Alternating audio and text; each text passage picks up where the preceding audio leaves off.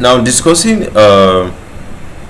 precancerous condition of the stomach. That's like a condition that if you leave it, it will actually progress to become cancer, or it's like a type of cancer even. So this is what is known as a gastric adenocarcinoma. Okay, so gastric adenocarcinoma, you see, is actually what a common type of stomach cancer. It's a common type of stomach cancer.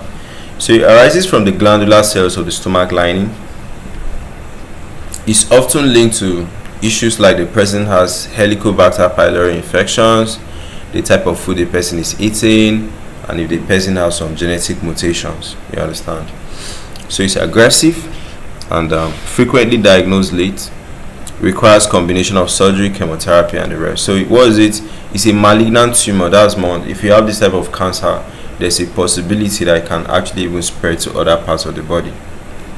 Okay, so it's the most common gastric malignancy and the third common gastrointestinal cancer after colon and pancreatic carcinoma.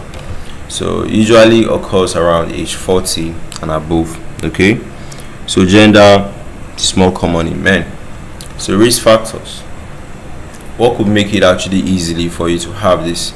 If you have been infected by Helicobacter pylori, if you take so much of smoke, salted or pickled food, okay, smoking, alcohol use, obesity, if you have family history of it, okay, if you have had stomach inflammation for a very long time, if you have polyps for a very long time, pernicious anemia too.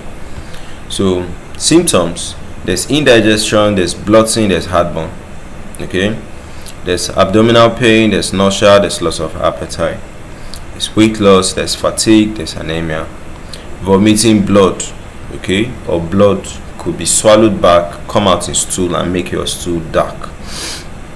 Also difficulties in swallowing. So you diagnose with endoscopy, CT scans, MRI scans, PET scans.